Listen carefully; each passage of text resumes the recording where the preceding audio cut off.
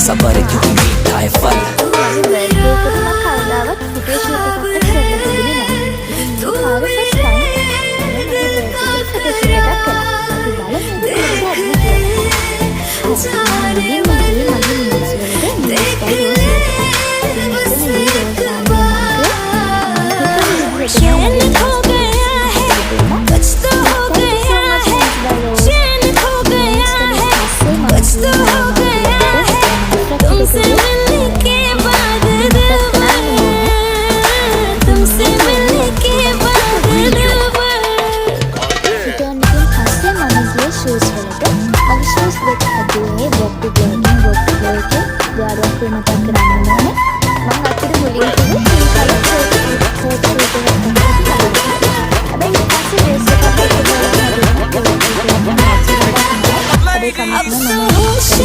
කිව්වනේ කියලා මම මුකුත් කියන්නේ නැතුව හිටියා.